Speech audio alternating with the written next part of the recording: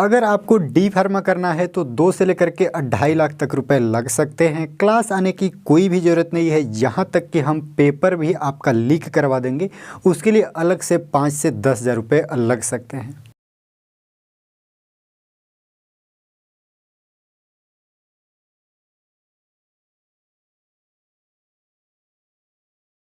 तो ये मैं नहीं कह रहा हूँ, ये कहते हैं झारखंड के अलग अलग डिस्ट्रिक्ट के अलग अलग कॉलेज, जो कि आप बहुत से न्यूज़ में भी देख रहे होंगे कि कहीं ना कहीं बहुत से कॉलेज की सीटें कम कर दी गई हैं। उनके पास उतना बेहतरीन इंफ्रास्ट्रक्चर, उतना बेहतरीन फैकल्टी मेंबर, उतना बेहतरीन लैब और क्लासरूम सभी चीज़ें नहीं मिला, इस वजह से उसकी सीट घटा दी गई। उसके बाद फिर से हमें न्यूज़ देखने को मिल रहा है कि भाई जो कॉलेज के डायरेक्टर हैं वो किसी हॉस्पिटल में संविदा पे कंप्यूटर ऑपरेटर हैं और अपना खुद का यहाँ पे फार्मेसी कॉलेज चला रहे हैं। डायरेक्टर कौन है? तो पत्नी है। और कॉलेज में फ़ोन करके पूछा जा रहा है कि हमें फार्मेसी करना है, तो क्लास आने की कोई भी ज़रूरत नहीं है। और अगर आप चाहते हैं कम्प्लीटली पास होना तो 5 से 10 हज़ार रुपये अलग से लग सकते हैं।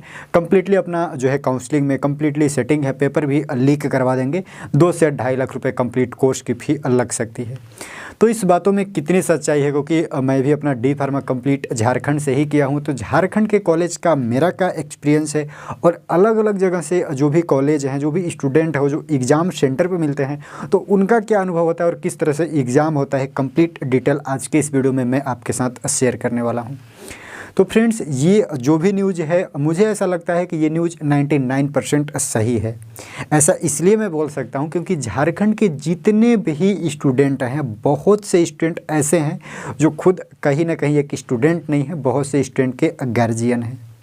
और एडमिशन क्यों होती है, कैसे होती है, ये इतना मैं नहीं जान सकता, लेकिन मैं इतना ज़रूर जान रहा हूँ कि सिस्टम में कुछ तो गड़बड़ी है। क्योंकि अगर गड़बड़ी नहीं रहेगा तो एक हमारे जैसा स्टूडेंट जो वाकई में डी फार्मा करने गया है, उसके पास उतना बेहतरीन घर से फैमिली का सपोर्ट नहीं है, और नहीं तो वो चाहता है कि मैं बी फार्मा जैसा कोर्स करूँ या फिर मुझे बहुत लंबे समय तक स्टडी नहीं करना है, मैं चाहता हूँ कि एक शॉर्ट टर्म में डिप्लोमा कर लूँ और अपना एक बेहतरीन मेडिकल शॉप खोलूँ या मार्केटिंग में जाऊँ या फिर खुद का कुछ वर्क करूँ, लेकिन मैं एक फार्मासिस्ट बनना चाहता हूँ।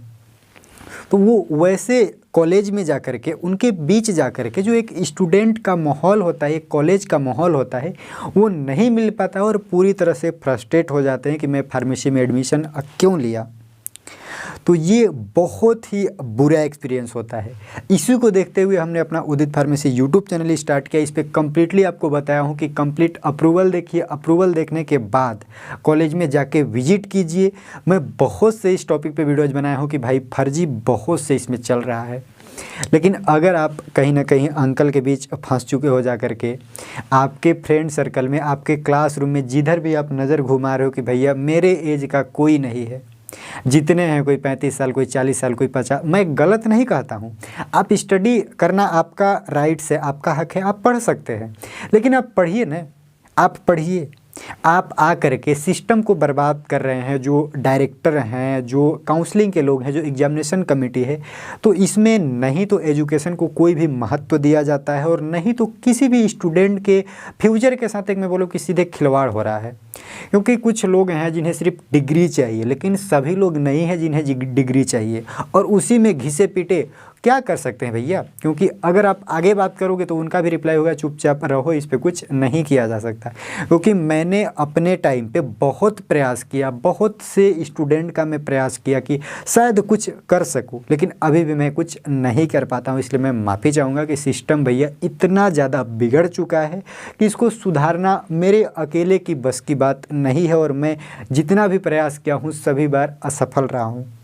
और आपसे मैं डायरेक्ट शेयर करता हूं, अगर आप उदित फार्मेसी चैनल को विजिट करते हैं, चैनल पे वीडियोज देखते हैं, तो आई होप कि आप हमारे बारे में, हमारे कुछ तो स्वभाव के बारे में जान चुके होंगे कि भैया एक गांव का सीधा साधा लड़का है और डी फार्मा करने के बाद कुछ हद तक जानकारियाँ लेने के बाद अपना यूट्यूब चैनल बनाया, और आप सबके साथ जो भी अपना एक्सपीरियंस था, जो भी अपना नॉलेज था, वो हमने शेयर किया।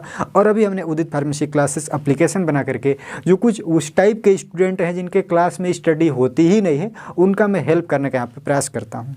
क्योंकि अगर सिस्टम खराब है तो हम कुछ हद तक कोशिश कर सकते हैं कि सिस्टम को सुधार करें, लेकिन मैं कभी भी ये रिकमेंड नहीं करता हूँ कि आप स्टडी ना करें, आप डोनेशन के चक्कर में रहे। अगर आप फेल हो रहे हो कोई बात नहीं भाई, स्टडी में फेल तो सब होते हैं, लेकिन आपको दोबारा से पढ़ना चाहिए और दोबारा से पढ़ करके उसको एग्ज़ाम को लिखना चाहिए एक सच्चे दिल से, और नकल की कोई यहाँ पे ज़्यादातर कोशिश नहीं करना चाहिए।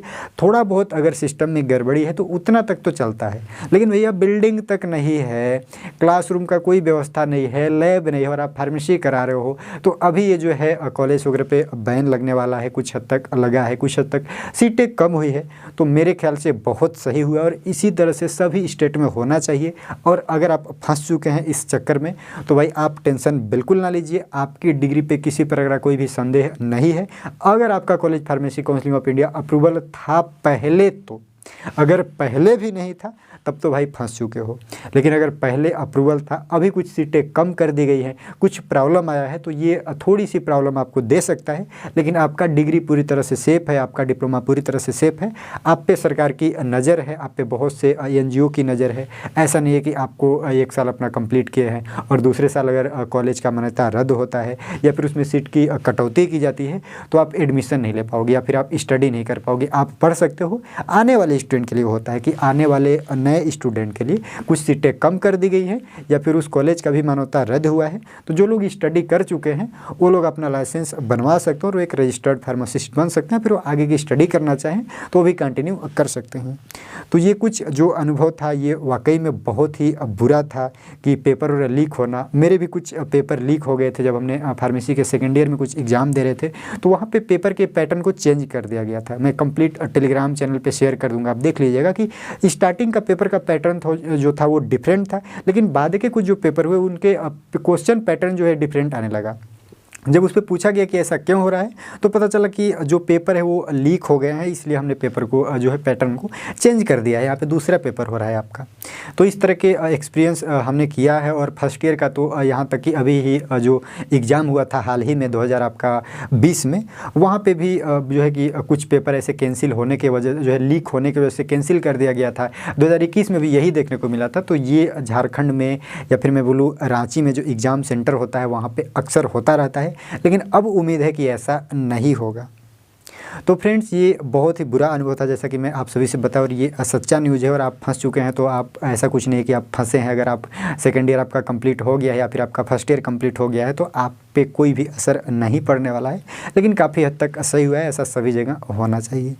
आई होप फ्रेंड्स कि ये जानकारी आप तक पहुंची होगी, आप देख चुके होंगे। अगर आपको नहीं पता है कुछ भी इसके बारे में तो हमने अपने सोशल मीडिया प्लेटफॉर्म पे अलग जगह सभी न्यूज़ वगैरह जो था वो शेयर कर दिए हैं, तो आप देख लीजिएगा। फेसबुक पेज वगैरह पे मिल जाएगा, इंस्टाग्राम वगैरह पे मिल जाएगा, और यहाँ पे टेलीग्राम चैनल पे भी हमने शेयर कर दिया है।